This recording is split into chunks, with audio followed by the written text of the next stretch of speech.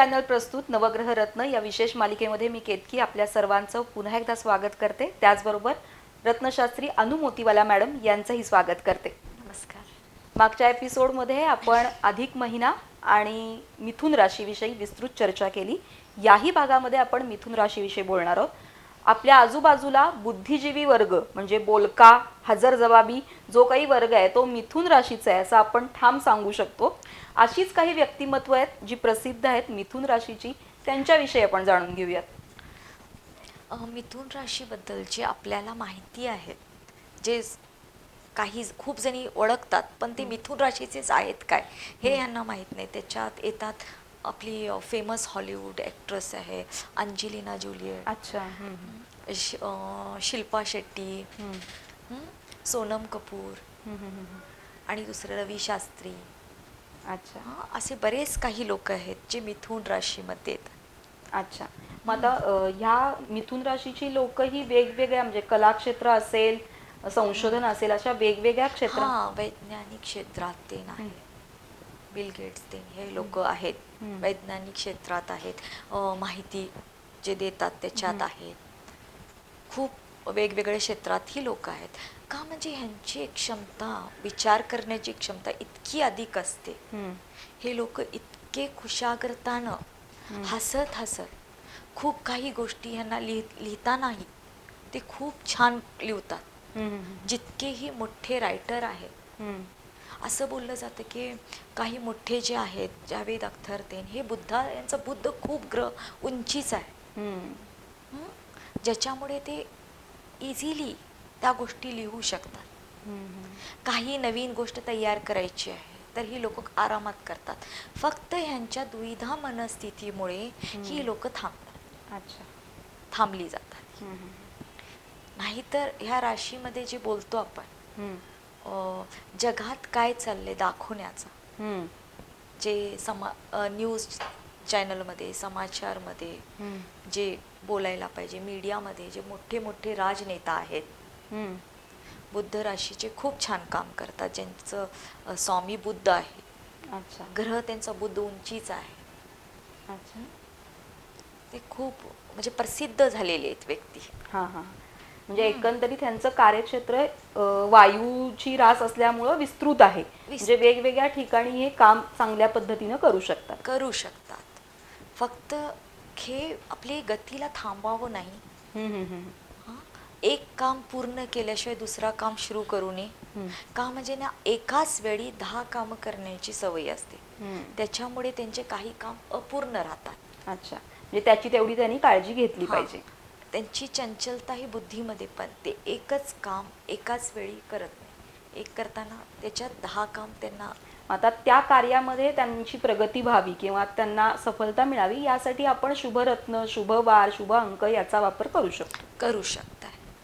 त्याचा वापराने तुमच्या बुद्धाचं जे आहे तुम्हाला छान अधिक फळ मिळू शकतो.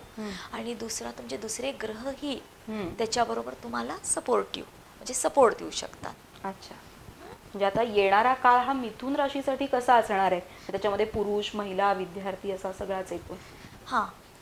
जे आता येणारा काळ आहे मिथुन राशीसाठी, ज्या राशींच्या मुलांना, ज्या राशींचे व्यक्ती आहेत त्यांना बाहेर देशात जाण्याचा, ज्यांना बाहेर देशात जायचं आहे, जाऊन तिथे शिक्षण घ्यायचं आहे किंवा नोकरी करायचं आहे, त्यांच्यासाठी हा वर्ष खूप छान आहे. अच्छा.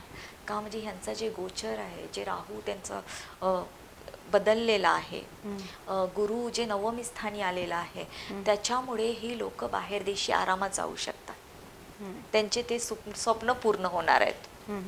बाकी जे महिला आहेत, ज्यांचे लग्नाचे जे चालू आहे की बघणं, लग्नासाठी जे अडथळे येत होते, ह्या वर्षी बऱ्यापैकी अडथळे त्यांचे कमी होणार आहेत. म्हणजे लग्नाचाही योग आहे यावर्षी आहे.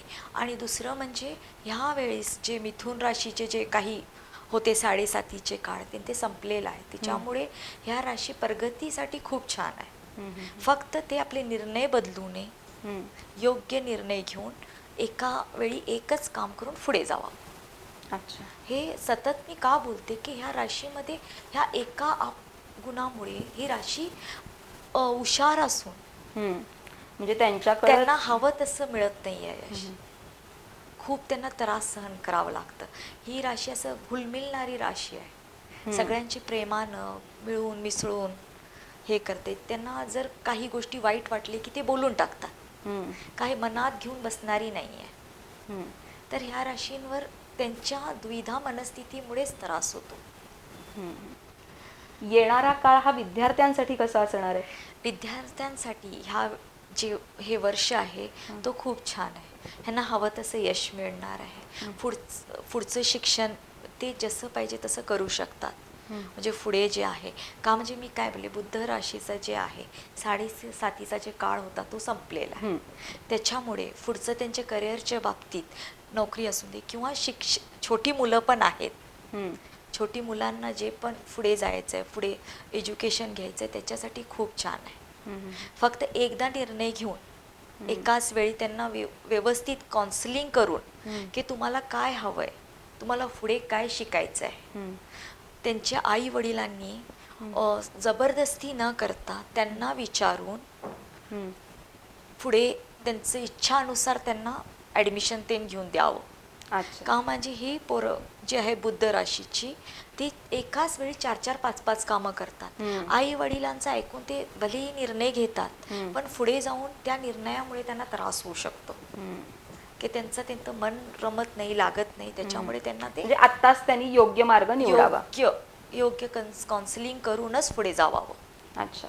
आणि मग त्यांच्यासाठी तुम्ही काय उपासना वगैरे सांगाल मुलांसाठी? हां, जास्तीत जास्त ह्याचं जे राशी स्वामी बुद्ध आहे तर बुद्धाची आराधना करावी. बुद्ध मंत्र ओम बुद्धाय नमः ह्याचा जप करत राहावं. गायत्री मंत्र ह्या मिथुन राशीचे जी पोरं एज्युकेशन जे घेतात, मुलं आहेत, मुली आहेत, ते सतत बोलत राहावं. त्याच्यामुळे यांची स्मरणशक्ती तर आणखीन वाढणार, निर्णयामध्ये पण त्यांना त्रास होणार नाही. अच्छा, गायत्री मंत्राचाही यांना लाभ होतो, जास्त लाभ होतो, ते बोलत राहावं.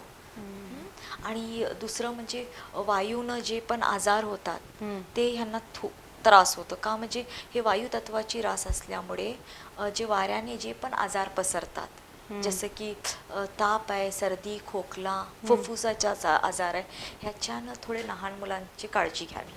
त्यांना जितकं होईल तितकं गरम ठेवून त्यांची ते काळजी घ्यावी. थोडासा त्यांना ते त्रास होऊ शकतो. अच्छा. आणि अजून एकंदरीत सगळ्याच मिथुन राशीसाठी आपण एक काय वेगळा उपाय किंवा उपासना सांगाल?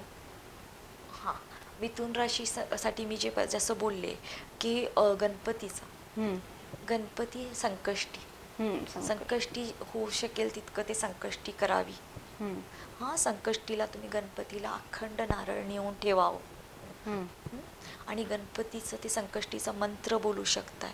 ओम गण गणपतये नमःचा जप करा 108 वेळ. ओम गण गणपतये नमः हे मिथुन राशीचे व्यक्तीने संकष्टीच्या वेळेस बोलले की त्यांच्यावर जे काही त्रास, जे काही प्रॉब्लेम येणार आहे त्याच्यातनं त्यांची सुटका होते.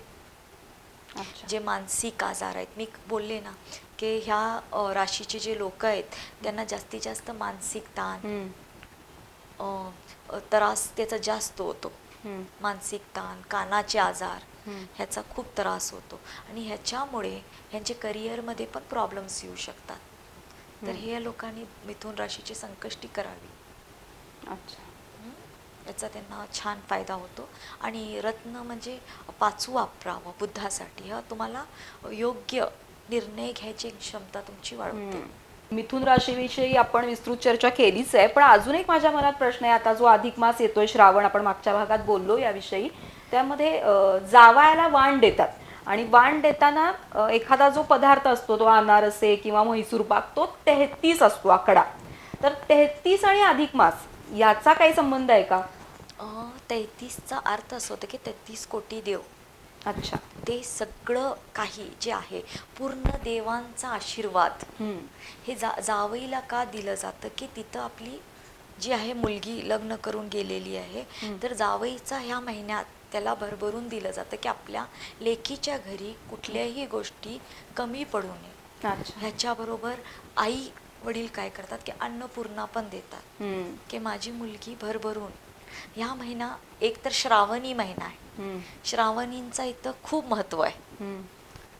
आणि जे आपले देव आहेत 33 कोटी देव, आणि हा 3 आणि 3 जे आहे हा शुक्राचा पण अंक आहे.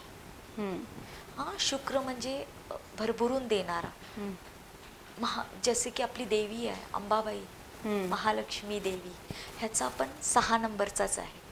तर हे कसं की लक्ष्मी भरभरून यावं, सुख अच्छा. समृद्धीनं घर भरून जावावं, कधीही आपल्या लेकीला आपल्या जावईला कुठलाही त्रास होऊ नये, अच्छा. हा ह्याचा एक मान आहे.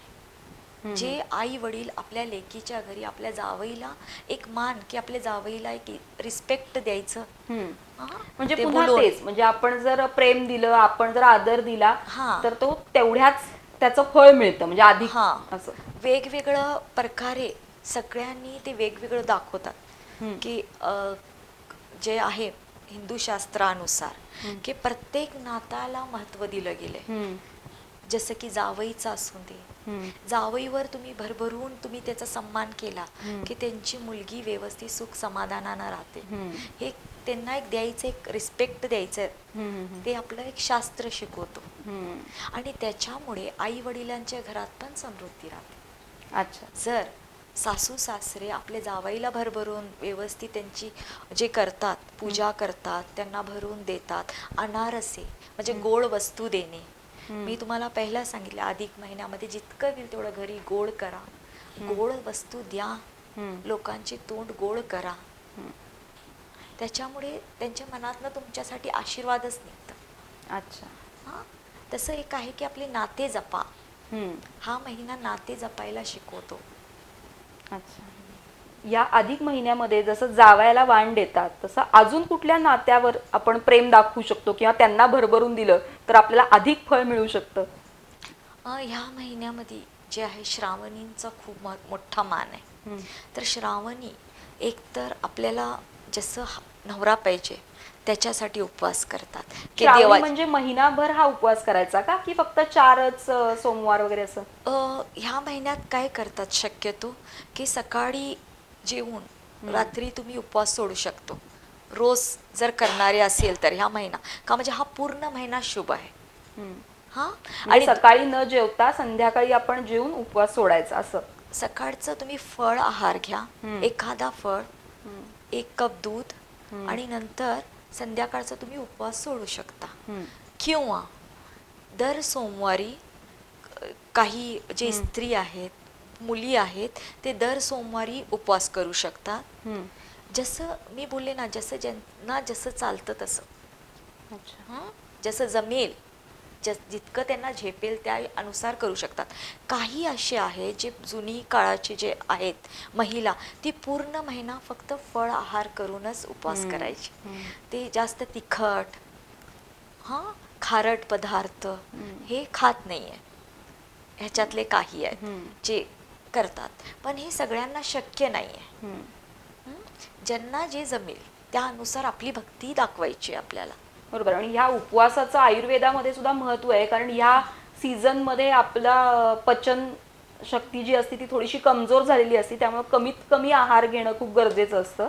त्यामुळं बऱ्यापैकी सगळ्यांनीच हा अधिक महिना, येणारा श्रावण महिना म्हणजे 60 दिवस आपल्याकडे आहेत, की याचा आपण आपल्या तब्येतीसाठी चांगला उपयोग करून घेऊ शकतो. बरोबर ना? हा, प्रत्येक आपल्या धर्मामध्ये जे आहे, शास्त्रामध्ये प्रत्येक महिन्याचं वेगवेगळं महत्त्व आहे. ह्या वेळेस पावसाळा असतो श्रावण महिन्यामध्ये. जी नवीन भाजीपाला जे लावतात त्याच्यानं आजार होण्याची शक्यता असते, म्हणून ह्या वेळेस उपवास करावं. हिरव्या भाजीपाला थोडासा खाऊ नये, म्हणून पण म्हणून तो फलाहार घ्यायचा आणि फळ उपवास आहार, करायचा. हा, उपवास करावं. आणि ह्याच्यामुळे आपली पचन शक्ती पण एक सायंटिफिकली तुम्ही बघितला तर त्यानुसार पण आपला शास्त्र खूप छानच आहे. त्याच्या अनुसार आपले जे आपल्या तब्येतीला जमेल तसं हे बनलेले आहे. आपण आता मिथुन रास आणि अधिक महिना याविषयी भरभरून बोललो आहोत.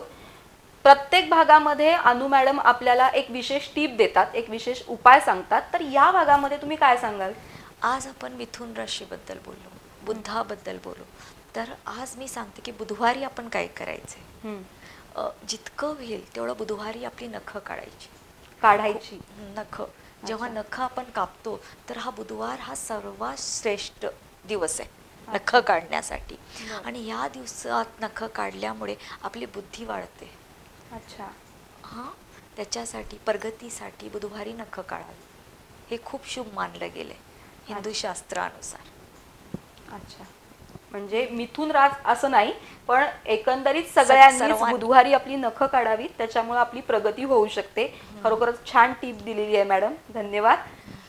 यावेळी आपण मिथुन राशीविषयी बोललो. पुढच्या भागामध्ये आपण त्याच्या पुढची रास, चौथी रास घेऊन येणार आहोत. तोपर्यंत नमस्कार.